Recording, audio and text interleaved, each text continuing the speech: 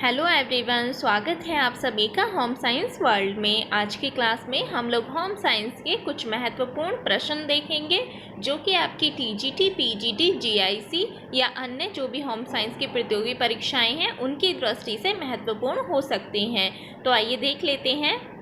First question है, मूल्य मानवीय व्यवहार को प्रेरणा प्रदान करने वाले कारक हैं। यह कथन किसका है? तो ये किसने कहा है? ऑप्शन है फ्रांसिस मैकग्राबी, निकिल एवं डॉर्सी, लेविस ममफर्ड, वर्गिस एवं ऑगेल। तो किसने कहा है कि मूल्य मानवीय व्यवहार को प्रेरणा देने वाले कारक होते हैं? तो इसका जो सही होगा ऑप्शन बी इसका सही होगा। यहाँ पे कुछ क्वेश्चन ऐसे हैं जिनको मैंने व्याख्या सहित लिया है, कुछ आपको ऐसे ही मैं करा दे रही हूँ। ये क्वेश्चन वो है जो आपके प्रीवियस ईयर में पूछे गए हैं, महत्वपूर्ण है क्योंकि आपको पता है क्वेश्चन रिपीट बहुत होते हैं। कोई भी एग्जाम है आपका होम साइंस का, साथ ही साथ जो इनकी व्याख्या है वो भी आप जरूर पढ़िएगा क्योंकि वहाँ से भी क्वेश्चन पूछे जाते हैं। तो मूल्य क्या है?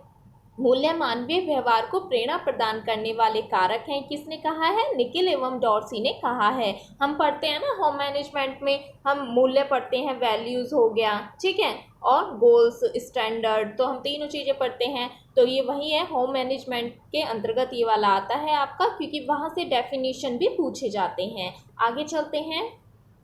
बड़ी आंत का भाग है यानी लार्ज इंटेस्टाइन का भाग इनमें से पूछा है, कौन सा होगा? ऑप्शन है यहाँ पर सीकम, कोलन, रेक्टम या उपरोक्त सभी। ठीक है, तो कौन सा है बड़ी आंत का भाग? तो यदि हम बात करें लार्ज इंटेस्टाइन की तो ये तीनों ही लार्ज इंटेस्टाइन के पार्ट होते हैं। ठीक है, सीकम, कोलन और रेक्टम।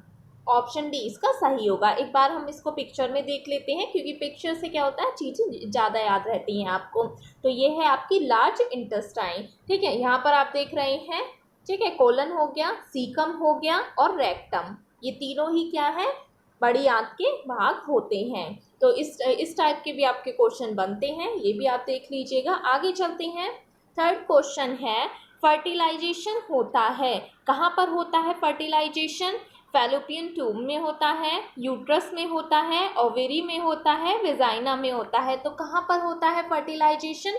तो देखिए फर्टिलाइजेशन जो होता है ये फैलोपियन ट्यूब में होता है। ऑप्शन ए इसका सही होगा। आगे बढ़ते हैं। हार्नेस के बारे में यहाँ पे पूछा गया है कि हार्नेस क्या है। ठीक है, ये क्वेश्चन आपका पूछा गया है पीजीटी में। तो ऑप्शन है ताने का बेलन होता है, बाने का बेलन होता है, कपड़े का बेलन होता है या करघे में लगा एक फ्रेम होता है। तो क्या होता है आपको बताना है। तो देखिए हार्नेस जो होता है ये करघे में लगा एक फ्रेम होता है। यहाँ पर इसमें पिक्चर में देखेंगे ये क्या है, करघा। करघा यानी लूम क्या होता है? जिस मशीन पर बुनाई का कार्य किया जाता है, जो बुनाई का कार्य किया जाता है उसे करघा या लूम कहते हैं। ठीक है, तो ये उसकी पिक्चर है। यहाँ पर आप देखेंगे तो ये जो है आपका ये है हार्नेस। ठीक है, ये हार्नेस है। ये क्या, हार्नेस जो होता है एक फ्रेम होता है, ठीक है, जो हिडल को पकड़ने का कार्य करते हैं। ये बीच में जो है ये आपके हिडल हैं। ठीक है, ये जो है ये आपके हिडल हैं और ये हिडल को पकड़ने का कार्य कौन करता है? हार्नेस करता है। तो यहाँ पर देख लीजिएगा, इस टाइप से भी आपके क्वेश्चन पूछ लिए जाते हैं। आगे बढ़ते हैं। भारत के प्रथम स्वास्थ्य कमेटी की स्थापना वर्ष 1946 में स्थापित की गई थी और इसको इस नाम से जाना जाता है। यानी यहाँ से आपसे पूछा गया है कि ऐसी कौन सी हेल्थ कमेटी थी जो कि फर्स्ट थी भारत की, जिसे 1946 में स्थापित किया गया था। तो कौन सी कमेटी थी वो आपको बताना है। ऑप्शन है जन स्वास्थ्य सेवा, केंद्रीय समाज कल्याण बोर्ड, भोर कमेटी या फिर स्वास्थ्य कमेटी। तो ये कौन सी कमेटी थी? तो ऑप्शन सी इसका सही होगा, भोरे कमेटी जिसे कहा जाता है। कुछ अन्य हेल्थ कमेटीज के बारे में जान लेते हैं क्योंकि क्वेश्चन बनने की संभावना है, पूछा भी गया है आपसे। तो देखिए भोरे कमेटी कब आई थी? तो ये 1946 में आई थी, जोसेफ भोरे की अध्यक्षता में। ठीक है। दूसरी है मुदलियार कमेटी। मुदलियार कमेटी कब आई थी? तो ये 1962 में आई थी, डॉक्टर A.L. मुदलियार की अध्यक्षता में। ठीक है। चोपड़ा कमेटी 1948 में आई थी। चड्डा कमेटी हो गई 1963 में आई थी। मुखर्जी कमेटी हो गई 1965 और 66 में ये आई थी। तो ये आपकी कुछ हेल्थ कमेटीज़ हैं, इनको आप नोट डाउन कर लीजिएगा। वैसे मैंने क्लास कराई हुई है हेल्थ कमेटी के ऊपर, आप देख लीजिएगा, क्योंकि क्वेश्चन पूछा गया है तो आगे भी संभावना हो सकती है इस टाइप का क्वेश्चन आपसे पूछा जा सकता है। तो ये हमने देखा कमेटीज के बारे में। आगे बढ़ते हैं। सामान्य व्यक्ति में जठर रस यानी गैस्ट्रिक जूस की स्रावित होने वाली मात्रा कितनी होती है? तो यहाँ पर डे का पूछा गया है और ml में पूछा गया है। ठीक है। तो कितनी होती है? ऑप्शन है 1500 से 2500 ml पर डे, या 1000 से 1500 ml पर डे, या 500 से 1000 ml पर डे, या फिर 2500 से 3000 ml पर डे। तो कितना सामान्य व्यक्ति में गैस्ट्रिक जूस स्रावित होने की मात्रा होती है? तो इसका जो सही आंसर होगा वो कौन सा होगा? तो ऑप्शन बी इसका सही होगा, क्योंकि जो जठर रस है, गैस्ट्रिक जूस है, ये 1200 से 1500 ml पर डे स्रावित होता है। कितना? 1200 से 1500 ml पर डे होता है। तो इसका राइट आंसर बी ही होगा। आगे बढ़ते हैं। अब 7th क्वेश्चन है, एक व्यक्ति 1 मिनट में श्वसन करता है, कितनी बार करता है? 72 बार, 18 बार, 45 बार, 60 बार। याद रखिएगा, यहाँ पर हम श्वसन की बात कर रहे हैं। ठीक है, पल्स रेट की बात नहीं कर रहे हैं, श्वसन की बात कर रहे हैं यहाँ पर। तो कितनी बार श्वसन करता है? इसमें जो राइट आंसर था वो आपका ऑप्शन बी था। यदि आपसे यदि क्वेश्चन में यदि 12 से 15 बार आ जाए, वैसे कितनी बार करता है? 12 से 15 बार, क्योंकि और यहाँ पर सब ज़्यादा ही हैं, तो आपका ऑप्शन जो है दूसरा सही होगा, यानी 18 बार। श्वसन के दौरान ऑक्सीजन गैस जो होती है शरीर के अंदर खींची जाती है और कार्बन डाइऑक्साइड शरीर के बाहर छोड़ी जाती है, और इस प्रक्रिया में 1 मिनट में 12 से 15 बार दोहराई जाती है। यानी ये जो प्रक्रिया होती है गैस मतलब ऑक्सीजन लेना और कार्बन डाइऑक्साइड शरीर से बाहर छोड़ना, 1 मिनट में 12 से 15 बार ये दोहराई जाती है। तो यहाँ पर ऑप्शन बी आपका सही होगा। ये क्वेश्चन भी आपका पूछा गया था। आगे बढ़ते हैं। लाल रक्त कणिकाओं का व्यास लगभग होता है। यहाँ पर रेड ब्लड सेल्स के बारे में पूछा गया है कि उनका जो व्यास है वो कितना होता है। ऑप्शन 2 सेंटीमीटर, 7 माइक्रोमीटर, 15 माइक्रोमीटर, या फिर 1 सेंटीमीटर। तो यदि हम रेड ब्लड सेल्स की बात करें तो इनका जो व्यास होता है वो कितना होता है? तो वो 7 से 8 माइक्रोमीटर होता है। जीवन काल कभी आपसे पूछ ले तो इनका जीवन काल कितना होता है? 120 दिन होता है। ठीक है। यदि संख्या इनकी आपसे पूछ ले तो 4 से 6 मिलियन होती है संख्या इनकी रेड ब्लड सेल्स की, और जीवन काल कितना होता है? 120 दिन का होता है। यदि आपसे वाइट ब्लड सेल्स की यानी WBC का व्यास पूछे तो WBC जो है उनका व्यास कितना होता है? तो 10 से 12 माइक्रोन होता है। ठीक है, 10 से 12 माइक्रोन होता है। यहाँ पर थोड़ा स्क्रीन पे लिखने में प्रॉब्लम आती है क्योंकि मैं फ़ोन से ही रिकॉर्ड करती हूँ, आप समझ लीजिएगा। WBC जो है इनका व्यास कितना होता है? 10 से 12 होता है। और रेड ब्लड सेल्स इनका कितना होता है? 7 से 8 माइक्रोमीटर होता है RBC सॉरी। ठीक है, रेड ब्लड सेल्स का। आगे चलते हैं। छोटी आंत 3 भागों में बटी होती है। 3 भागों में छोटी आंत यानी स्मॉल इंटेस्टाइन बटी होती है। पक्वास्य, मध्यांत्र, और कौन सा है इनमें से तीसरा? तो देखिए यहाँ पर आपको बताना है, पक्वास्य यानी डीडिनम हो गया, मध्यांत यानी कि मध्यांत हो गया आपका जीजनम।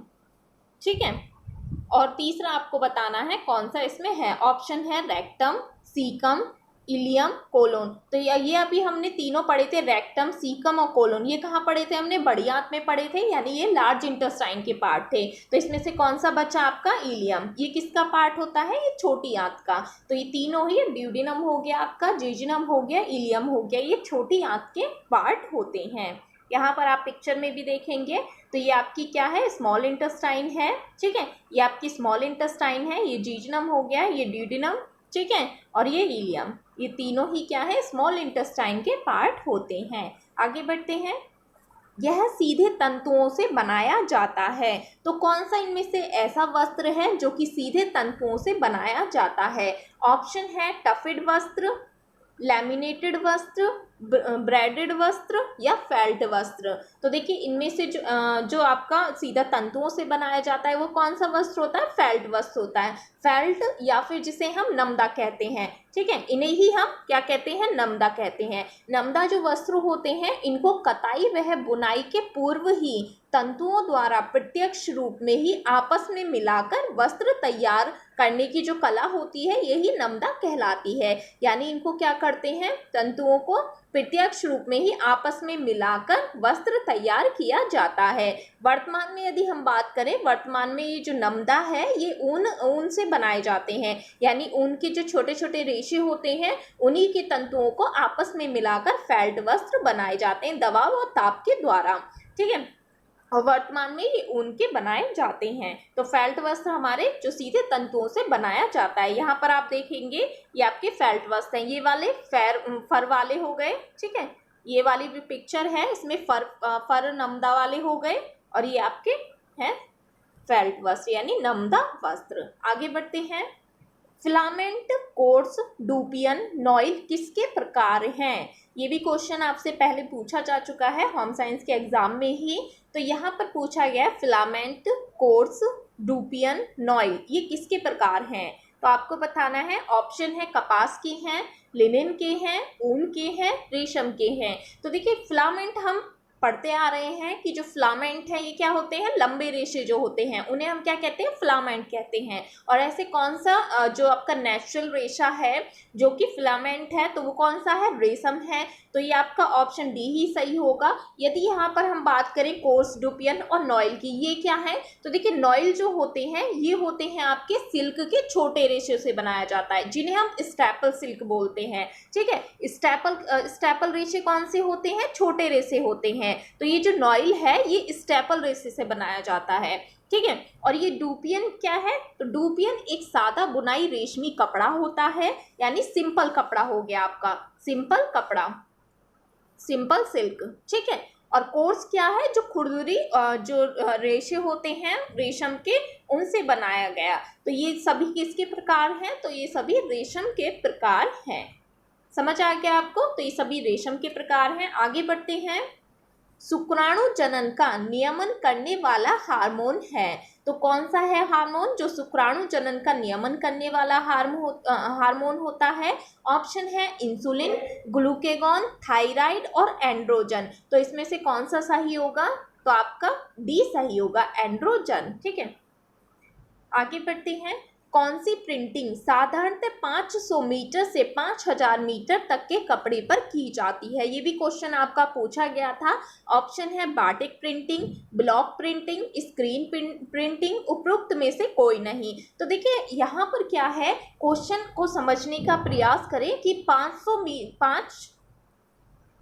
मीटर से 5000 मीटर तक के कपड़े पर बनाई जाती है, यानी ये बहुत ही बड़े कपड़े पर ये बनाई जाती है। तो जो हमारी बाटिक और ब्लॉक प्रिंटिंग है इन्हें हम हाथ से ही बनाते हैं जिसमें क्या समय भी ज़्यादा लगता है और श्रम भी ज़्यादा लगता है। तो यहाँ पर जो स्क्रीन प्रिंटिंग है, स्क्रीन प्रिंटिंग को हम इतनी बड़े कपड़े पर हम बना सकते हैं जो कि 500 मीटर से 5000 मीटर तक का कपड़ा हो, वहाँ पर हम स्क्रीन प्रिंटिंग कर सकते हैं। बाकी बाटिक और ब्लॉक प्रिंटिंग जो है ये होती तो है लेकिन इनमें समय और श्रम ज़्यादा लगता है, हाथ से की जाती हैं।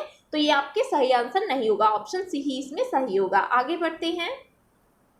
लगभग किस उम्र में बच्चे अपने मूत्राशय और मलाशय पर नियंत्रण प्रारंभ कर देते हैं? तो ऑप्शन है 1.5 वर्ष का बच्चा, 2.5 वर्ष या 2 वर्ष या फिर 3 वर्ष। तो सही आंसर कौन सा होगा? तो लगभग किस उम्र के बच्चे मूत्राशय और मलाशय पर नियंत्रण कर लेते हैं? तो किस वर्ष के करते हैं? तो इसमें जो आपका सही आंसर होगा वो आपका होगा 2 वर्ष, ठीक है। ऑप्शन सी इसमें सही। यदि कभी आपसे ऐसे पूछ ले कि मलाशय पर नियंत्रण लगभग 2 वर्ष के बच्चे कर लेते हैं, ठीक है। वहीं यदि मूत्राशय यानी कि बच्चे को टॉयलेट आना, तो ये 2 से 4 वर्ष तक के बच्चे करते हैं, ठीक है। 2 से 4 वर्ष। आपने देखा होगा कुछ बच्चों को बहुत टाइम लग जाता है और सोते में उनका टॉयलेट भी निकल जाता है, तो आपने देखा भी होगा 2 से 4 वर्ष तक लगभग ये समस्या रहती है। तो ये आपके हो गया ऑप्शन, इसमें सी आपका सही होगा, ठीक है। आगे बढ़ते हैं। शरीर को संतुलित अवस्था में रखने वाली सभी प्रकार की पेशियों पर नियंत्रण एवं नियमन किसके द्वारा होता है? ऑप्शन कौन सा होगा इसमें सही? थैलेमस, ऑल्फैक्टरी लोब, सेरेबेलम या फिर सेरेब्रम। तो इसमें आपका कौन सा सही होगा? यदि हम बात करें शरीर संतुलन की, ठीक है, ये मैंने आपको कराया भी हुआ है। यदि जहां पर शरीर संतुलन की बात यदि आ जाए तो वहां पर जो आपका सही आंसर होगा वो आपका सेरिबेलम होगा, ठीक है। कौन सा होगा? सेरिबेलम, ठीक है। सेरिबेलम को और हम क्या कहते हैं? अनुमस्तिष्क कहते हैं। सेरिबेलम जो होता है शरीर की पोस्चर क्रिया की देखरेख करता है, शरीर के संतुलन को बनाए रखने में भी हेल्प करता है। वहीं सेरेब्रम जो है इसका कार्य क्या है? तो सेरेब्रम जो होता है ये संवेदी तंत्रिकाओं द्वारा शरीर के अंगों में देखने, सुनने, स्पर्श करने, तापमान, स्वाद, गंध इनका अनुभव कराता है।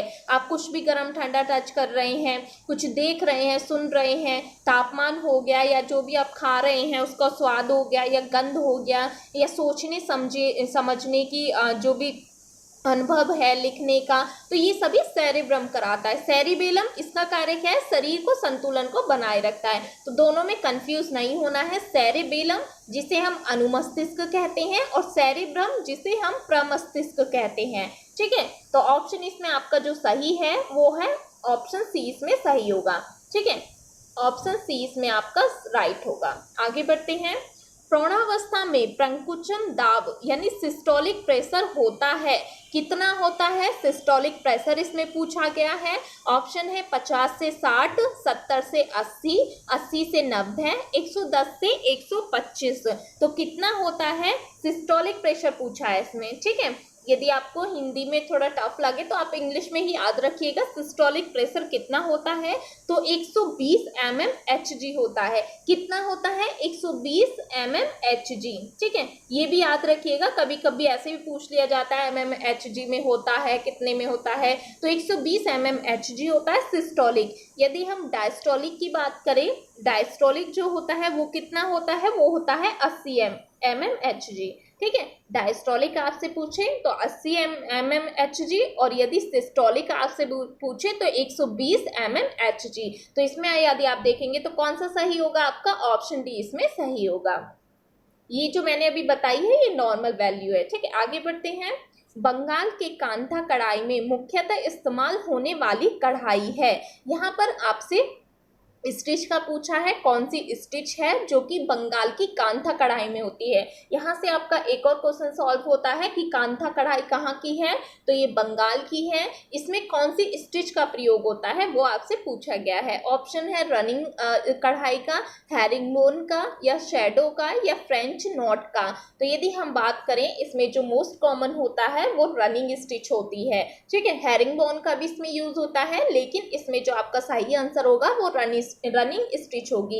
यहाँ पर एग्जांपल हम देख लेते हैं। ये है आपकी रनिंग स्टिच, ठीक है। ये आपकी जो है ये है आपकी रनिंग स्टिच। यहाँ पर आप ये है बंगाल की कांथा और यहाँ पर यदि आप देखेंगे तो ये जो बना हुआ है ये आपका रनिंग स्टिच का ही ये बना हुआ है, ठीक है।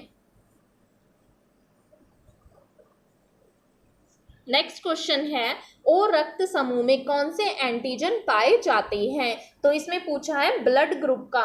तो जिनका ब्लड ग्रुप ओ होता है उनमें कौन सा एंटीजन पाया जाता है? ऑप्शन है ए, बी, ए एवं बी या फिर कोई नहीं। तो देखिए जिनका ब्लड ग्रुप ओ होता है उसमें कोई भी एंटीजन नहीं पाया जाता है। ऑप्शन डी इसका सही होगा। यहाँ पर आपको दिया हुआ है, देखिए क्वेश्चन आपसे एंटीबॉडी का भी पूछ सकते हैं, एंटीजन का भी पूछ सकते हैं। तो देखिए जिनका ब्लड ग्रुप ए होता है उनमें एंटीजन ए होगा और एंटीबॉडी केवल बी होगी उनमें, ठीक है, अपोजिट होगा। जिनका रुधिर वर्ग यानी ब्लड ग्रुप बी होगा उनमें एंटीजन बी होगा और एंटीबॉडी ए होगी उनमें, ठीक है। जिनका ब्लड ग्रुप ए बी दोनों होगा तो उनमें ए बी दोनों एंटीजन होंगे, लेकिन उनमें एंटीबॉडी ना तो ए होगा और ना ही बी होगा। जिनका ब्लड ग्रुप ओ होता है उनमें कोई भी एंटीजन नहीं होता है, लेकिन एंटीबॉडी उनमें ए और बी दोनों होते हैं। ठीक है, तो ये हमने देखा, इसको आप देख लीजिएगा, नोट डाउन कर लीजिएगा, क्वेश्चन ऐसे भी पूछे जा सकते हैं। आगे बढ़ते हैं। उच्च रक्तचाप से ग्रसित व्यक्तियों को आहार में खाना चाहिए, यानी जिनका ब्लड प्रेशर हाई रहता है उनको आहार कैसा लेना चाहिए। ऑप्शन है यहाँ पर कम सोडियम क्लोराइड युक्त आहार, कम प्रोटीन युक्त आहार, अधिक रेशे युक्त आहार या उच्च वसा युक्त आहार। तो देखिए, जिनका ब्लड प्रेशर हाई रहता है उन्हें कम सोडियम क्लोराइड युक्त आहार लेना चाहिए, यानी कि उन्हें अपनी डाइट में नमक का कम यूज करना चाहिए। आगे बढ़ते हैं।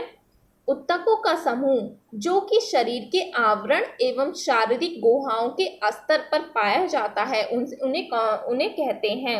कौन सा होता है ऐसा टिश्यू जो कि शरीर के आवरण एवं शारीरिक गुहाओं के स्तर पर पाया जाता है। ऑप्शन है उपकला उत्तक, एपिथेलियम टिश्यू जिसे हम कहते हैं, उपास्थि, वसा या रेशेदार उत्तक। तो इसमें जो आपका सही आंसर होगा वो ऑप्शन ए होगा, यानी उपकला उत्तक इसका सही आंसर होगा। आगे बढ़ते हैं। वृद्धि हार्मोन का संश्लेषण किसके द्वारा होता है?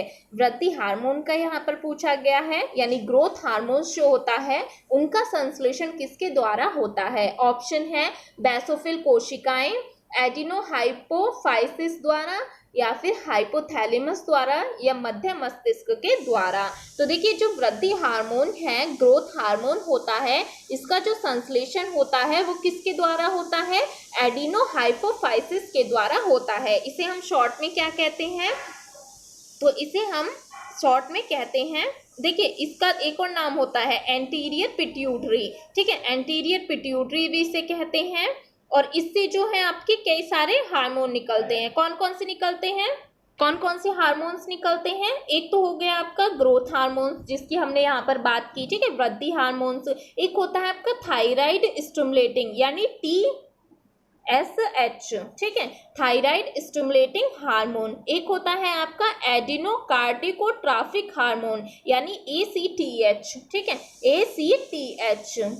और एक होता है आपका प्रोलैक्टिन और लैक्टोजेनिक हार्मोन। तो ये जो है आपके हार्मोन्स, ये किसके द्वारा संश्लेषण होते हैं? तो ये एडिनोहाइपोफाइसिस, जिसे हम एंटीरियर पिट्यूटरी कहते हैं। ठीक है, तो आपका 20 में सही होगा। नेक्स्ट क्वेश्चन है, एक पूर्ण हृदय चक्र की अवधि होती है तो कितनी होती है? पूरा एक चक्र जब पूरा हो जाता है तो ऑप्शन है 5 सेकंड की होती है, 0.8 सेकंड की होती है, 0.2 सेकंड की होती है या फिर 2 सेकंड की होती है। तो कितनी होती है? 0.8 सेकंड की होती है। ऑप्शन बी इसमें आपका सही होगा। नेक्स्ट है, रक्त को जमने में कौन सहायता करता है? ऑप्शन है एल्ब्यूमिन करता है, ग्लोबुलिन करता है, फाइब्रोनोजन करता है या फिर इनमें से कोई नहीं। तो ब्लड को जमने में कौन हेल्प करता है? तो फाइब्रोनोजन करता है। ऑप्शन सी इसका सही होगा। आगे बढ़ते हैं।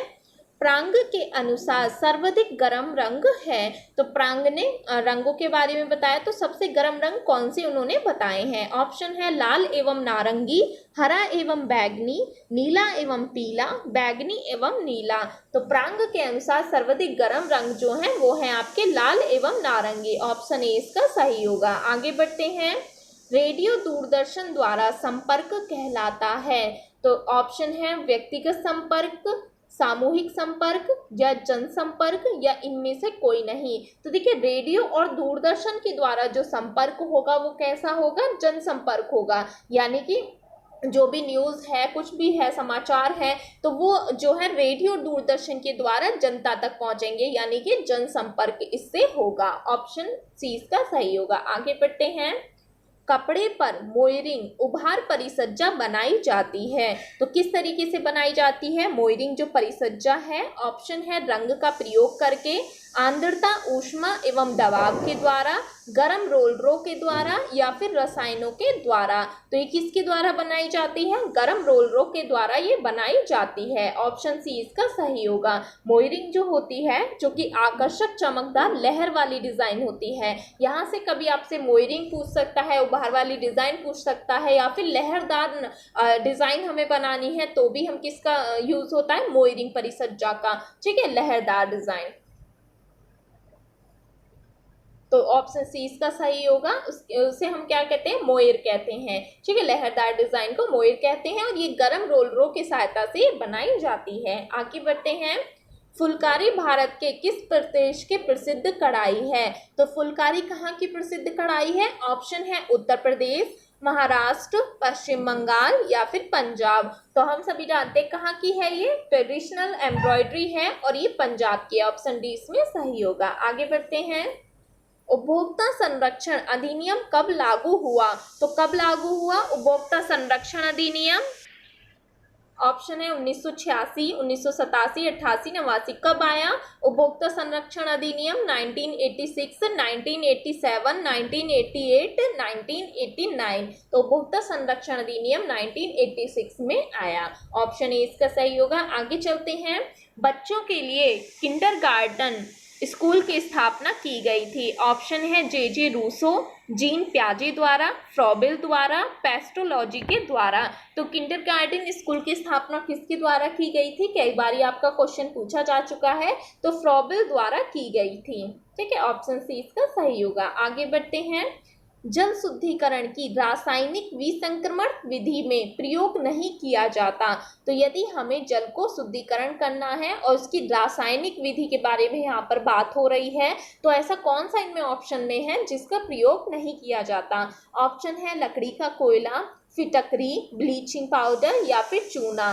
तो इसमें ऑप्शन आपका ए सही होगा, लकड़ी के कोयले का प्रयोग नहीं किया जाता। ठीक है, ये टॉपिक मैंने अभी आपको कराया नहीं है, जल्दी मैं आपको करा दूंगी। वाटर से संबंधित जो भी आपके क्वेश्चन बनते हैं उसके प्योरिफिकेशन से, ठीक है, या जो भी है उसको सारा करा दूंगी। आगे बढ़ते हैं, कृत्रिम संवातन विधि है। यहाँ पर आर्टिफिशियल वेंटिलेशन के बारे में पूछा गया है कि आर्टिफिशियल वेंटिलेशन की कौन सी विधि इसमें है। तो ऑप्शन देखिए, ऑप्शन है कंडक्शन, प्लीनम पद्धति, कन्वेक्शन या फिर प्रिवी प्रणाली। तो इसमें आपका कौन सा सही होगा? तो ऑप्शन बी इसका सही होगा। ये क्या है? आर्टिफिशियल वेंटिलेशन वाली जो विधि है, प्लीनम पद्धति होती है, प्लीनम मेथड होता है। नेचुरल की यदि बात की जाए तो नेचुरल में आपकी आती है एयर मूवमेंट हो गया, ठीक है, एक्सपेंशन हो गया, एक्सपेंशन यानी कि हवा का प्रसरण हो गया, टेम्परेचर हो गया, एंट्रेंस एंड एग्जिट वे हो गया। तो ये सभी नेचुरल हैं। आर्टिफिशियल आपसे पूछे तो एग्जॉस्ट सिस्टम हो गया, जो आप फैन लगाते हैं ना, जो विंडो होती है उसके ऊपर जो फैन लगता है, एग्जॉस्ट सिस्टम, बैलेंस सिस्टम हो गया, प्लीनम हो गया और एयर कंडीशनिंग। तो ये किसके प्रकार हैं? तो ये सभी आर्टिफिशियल यानी कृत्रिम संवातन के प्रकार होते हैं। ऑप्शन बी इसमें सही होगा आपका। आगे चलते हैं, कम प्रोटीन युक्त आहार उन रोगियों को दिया जाता है जो किससे ग्रसित होते हैं? ऑप्शन है कुपोषण से, तीव्र ज्वर से, पीलिया से या फिर कम वजन से। तो किससे पीड़ित होते हैं? जिनको हम कम प्रोटीन युक्त आहार देंगे यानी लो प्रोटीन डाइट यदि हम देंगे तो जॉइंटिस यानी पीलिया से ग्रसित वो होते हैं जिन्हें हम लो प्रोटीन डाइट देते हैं। ऑप्शन सी इसमें आपका सही होगा। आगे बढ़ते हैं, रंगने की प्रतिरोधी विधि है। ये मैं आपको पहले भी करा चुकी हूँ, लेकिन आपको इसमें समझना है कि प्रतिरोधी यानी रेसिस्ट विधि का इसमें पूछा है कौन सी है। ऑप्शन है ठप्पा छपाई यानी ब्लॉक प्रिंटिंग, बंधेज बांधनी रंगाई, टाई एंड डाई हो गया, बाटिक हो गया, स्टेंसिल छपाई हो गया। तो कौन सा इसमें सही होगा? तो देखिए, जो आपका एग्जाम था उसमें आप पीजीटी का पेपर में पूछा गया था, वहाँ आपका बंधेज था यानी टाई एंड डाई था, लेकिन जो आपकी बाटिक है और टाई एंड डाई है ये दोनों ही रेसिस्ट विधि होती है यानी प्रतिरोधी विधि होती है। इसमें क्या करते हैं, कुछ ना कुछ प्रतिरोधक का इस्तेमाल करते हैं, ठीक है। तो ये दोनों ही आपके इसके अंतर्गत आते हैं। ऑप्शन इसमें दोनों ही आप सही मानिएगा। आगे बढ़ते हैं, निम्न में से कौन मोनोसैकेराइड है? ऑप्शन है सुक्रोज, ग्लूकोज, सेल्यूलोज या फिर मार्ड। तो कौन सा है मोनोसैकेराइड? तो आपको बताना है। तो इसमें कौन से सही होंगे आपके? सुक्रोज, ग्लूकोज, सेल्यूलोज, मार्ड। तो देखिए इसमें हम व्याख्या में देख लेते हैं। ये आपका कार्बोहाइड्रेट का वर्गीकरण है। कार्बोहाइड्रेट को 3 भागों में वर्गीकृत किया गया है, मोनोसेकेराइड, डाइसेकेराइड, पॉलीसेकेराइड। ठीक है, अब ये जो मोनोसेकेराइड है इसके अंतर्गत आपके ग्लूकोज, फ्रैक्टोज और गैलेक्टोज आते हैं। तो इसमें ऑप्शन जो आपका सही होगा ऑप्शन बी इसका सही होगा, यानी ग्लूकोज आपका मोनोसेकेराइड है। इस टाइप के भी क्वेश्चन आपसे पूछे जाते हैं। जो कार्बोहाइड्रेट का वर्गीकरण है इसको आप अच्छे से पढ़ लीजिएगा, कौन सा मोनोसेकेराइड है, कौन सा डाई है, कौन सा पॉलीसेकेराइड है। यहाँ से आपके क्वेश्चन सीधे सीधे पूछ लिए जाते हैं। आगे बढ़ते हैं। आरबीसी में क्या नहीं होता? तो आरबीसी में क्या नहीं होता? ऑप्शन है केंद्रक नहीं होता, हीमोग्लोबिन नहीं होता, प्लाज्मा नहीं होता या फिर पानी नहीं होता। तो देखिए जो आरबीसी है इसमें क्या नहीं होता है? तो इसमें केंद्रक नहीं होता है। ऑप्शन ए इसका सही होगा, न्यूक्लियस। ठीक है, आगे बढ़ते हैं। वैसोप्रेसिन को किस नाम से जाना जाता है? वैसोप्रेसिन का एक और नाम है, उसे किस नाम से जाना जाता है? ऑप्शन है ऑक्सीटोसिन, ठीक है, anti diuretic hormone, luteinising hormone या फिर वृद्धि हार्मोन। तो किस नाम से और भी जाना जाता है? ऑप्शन इसका जो सही होगा वो होगा डी, एंटी डायूरेटिक हार्मोन। ये जो एंटी डायूरेटिक हार्मोन होता है जिसे हम क्या कहते हैं? एडीएच भी कहते हैं। ठीक है, एडिनो ड्यूरेटिक हार्मोन। तो ये एडीएच जो होता है ये किडनी जो होती है हमारी उनकी वाहिनियों एवं कोशिकाओं में जल के अवशोषण को नियंत्रित करता है और जल का अवशोषण को बढ़ाकर यूरिन के आयतन को भी कम करता है। इस कारण इससे क्या होता है? इसे हम मूत्ररोधी है या फिर एंटी डायूरेटिक हार्मोन भी कहते हैं। इसकी कमी से क्या होता है? यूरिन में यदि इसकी कमी हो जाए तो यूरिन के साथ पानी की अधिक मात्रा निकलने लगती है इसकी कमी से। ये कौन सा हार्मोन होता है? मूत्ररोधी है या फिर एंटी डायूरेटिक हार्मोन या फिर वैसोप्रेसिन हार्मोन। ठीक है, इसका संबंध किससे? यूरिन से। यदि कमी होगी तो यूरिन के साथ पानी का अधिक मात्रा में निकलना होगा। ठीक है, आगे बढ़ते हैं। यह पाचक रस बिना पचे कार्बोज को डाइसैकेराइड में परिवर्तित करता है। क्वेश्चन बहुत बार आपसे पूछा गया है, तो ऑप्शन कौन सा इसमें सही होगा? एमाइलेज, ट्रिप्सिन, काइमोट्रिप्सिन या फिर लाइपेज। तो कौन सा है ऐसा? तो ऑप्शन ए इसका एमाइलेज सही होगा। ठीक है, टाइलिन आपका पूछे या एमाइलेज आपका पूछे, दोनों का एक ही नाम है और ये क्या करता है? पाचक रस बिना पचे कार्बोज को डाइसैकेराइड में परिवर्तित करता है। ऑप्शन ए इसका सही होगा। आगे बढ़ते हैं। शरीर की प्रत्येक कोशिका में केंद्रक होता है, सिर्फ एक ही कोशिका इसका अपवाद है। कौन सी है? ऑप्शन है त्वचा, प्रोण लाल रक्त कणिकाएं जिन्हें हम इरेथ्रोसाइट्स कहते हैं, लीवर हो गया या फिर नर्व सेल यानी तंत्रिका कोशिकाएं। तो कौन सा है ऐसा अपवाद? सब में केंद्रक होता है, सिर्फ एक में नहीं होता इनमें से। तो आपको बताना है ऑप्शन इसका कौन सा सही होगा? ऑप्शन बी इसका सही होगा, यानी रेड ब्लड सेल्स। अभी हमने ये क्वेश्चन देखा भी था। तो रेड ब्लड सेल्स जो होती हैं इनमें केंद्रक नहीं होता है। और रेड ब्लड सेल्स का दूसरा नाम क्या है?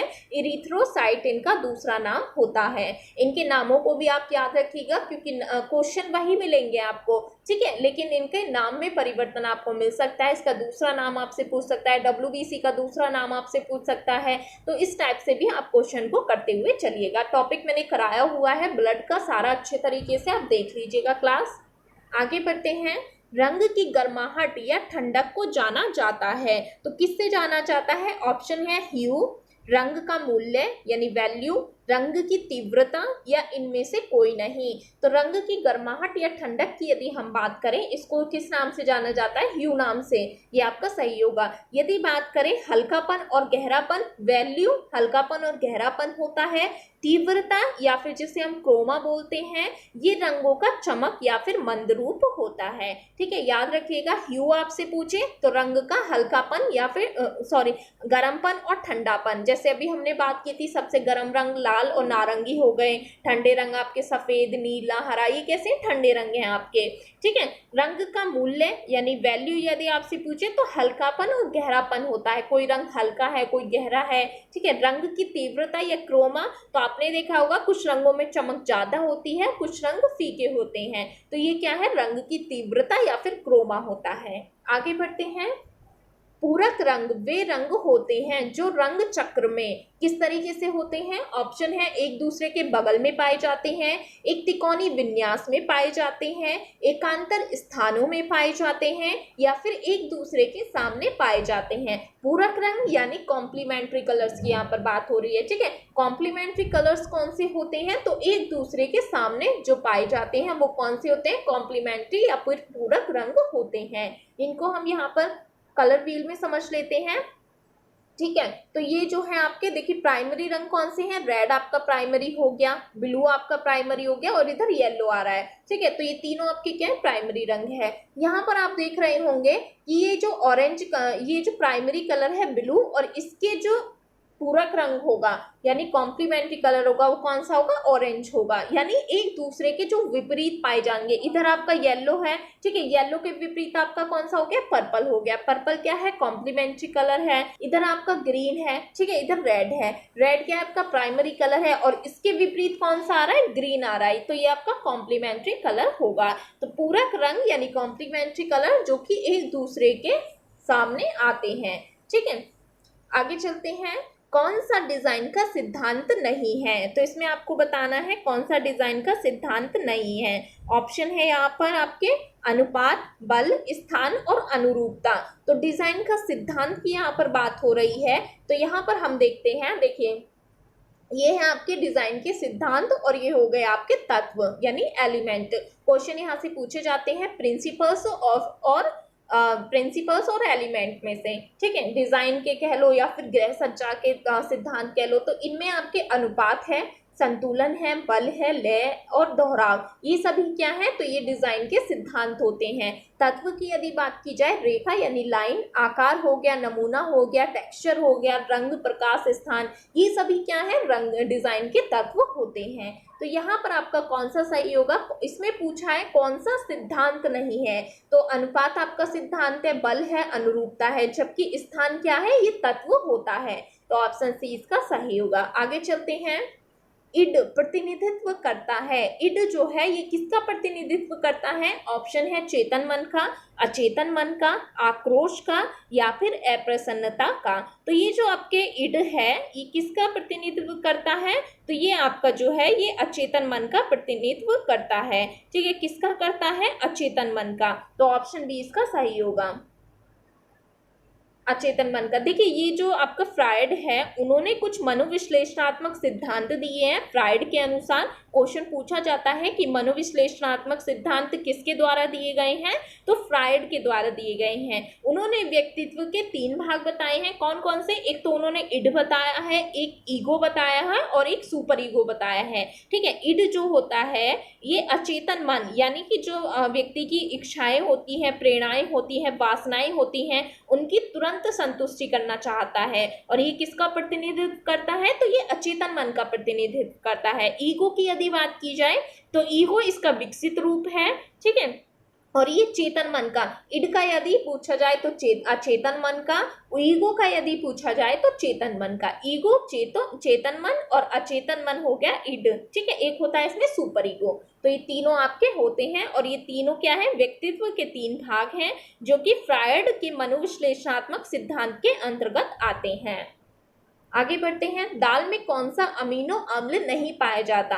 तो दाल में कौन सा अमीनो अम्ल नहीं पाया जाता? ऑप्शन है लाइसिन, मिथियोनिन, ल्यूसिन, आइसोल्यूसिन। तो दालें जो होती हैं इनमें क्या कौन सा नहीं पाया जाता है?